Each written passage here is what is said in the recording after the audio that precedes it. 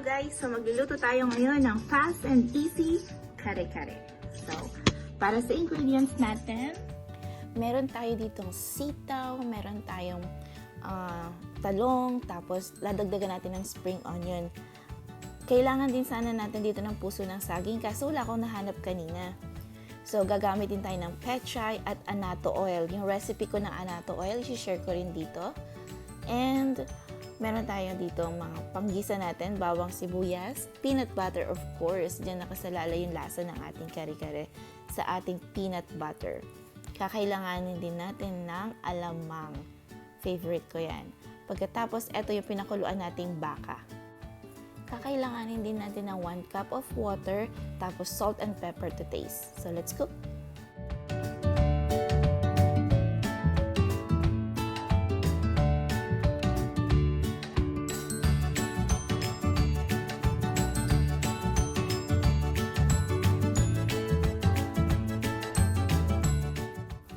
So, ang pinakauna natin gagawin ay magpiprito tayo ng talong. Bakit ko piniprito ang talong? Kasi meron po siyang kakaibang sarap na dadagdag kapag fried po yung talong natin na ilalagay natin sa ating kare-kare. Kaya lagi ko siyang piniprito talaga.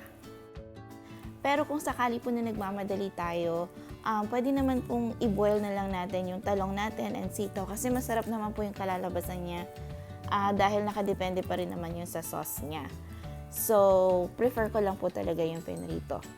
So, dito sa prituhan po natin ng talong, dito na rin tayo magigisa mamaya ng ating garlic. Garlic, sibuyas, tapos yung ating nilagang baka. So, eto na po. Let's start the magic of Filipino food. Ang ating paggisa.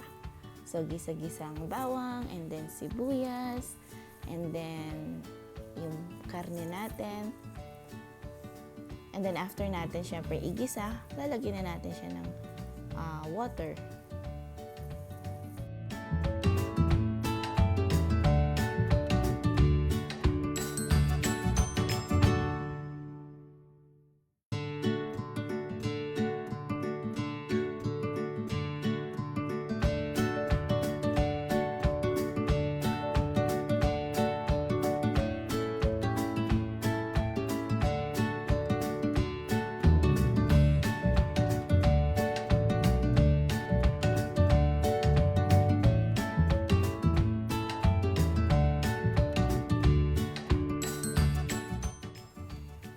Once kumulo na po yung ating sabaw, pwede na nating ilagay yung ating peanut butter.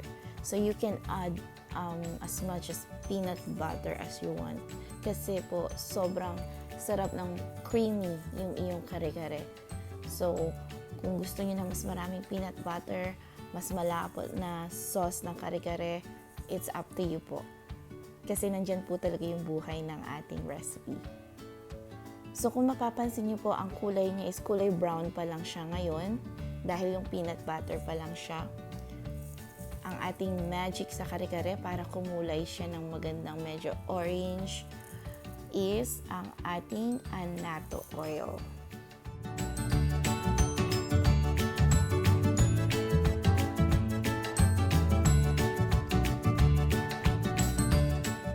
Sa paglagay naman po natin ng annatto oil, or yung ating atsuete oil, depende po yun kung gaano nyo gusto kakulay yung inyong kare-kare.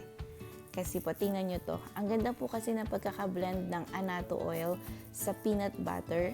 Kaya po, kung gusto nyo mas makulay pa, pwede kayo magdagdag pa.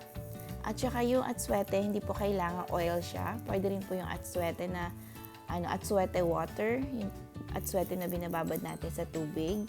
So, pwede rin po yun. As long as happy po kayo sa magiging kulay ng inyong kare-kare. And this is another secret na pwede kong i-share sa inyo. Sa pinaglagaan po ng ating baka na ginisa natin para sa ating kare-kare sauce, doon ko po niluluto ang mga gulay, yung mga natirang gulay.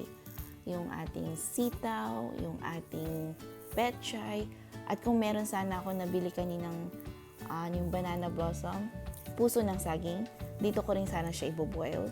Kaso, out of stock ngayon sa ating Filipino store na malapit. Alright, so syempre tapos na yung ating gulay at kare-kare sauce. Anong susunod natin? Ang best ka-partner nito ay yung alamang. So hindi ko na po papaartehin yung alamang ko.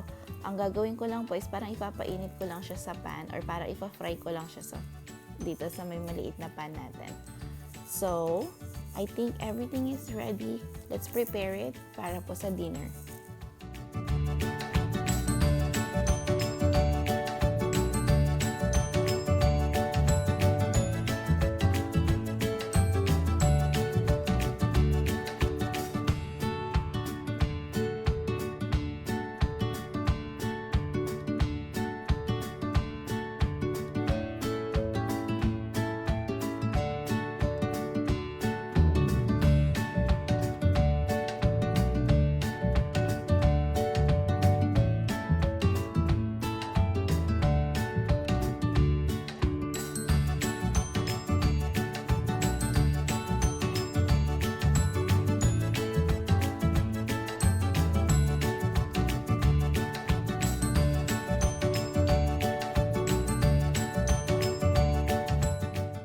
Sana po na-enjoy nyo ang aking munting recipe.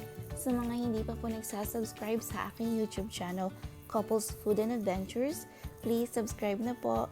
And paki-like na rin po yung aking Facebook page, Cherish Everything and Couples Food and Adventures. Thank you guys. God bless everyone.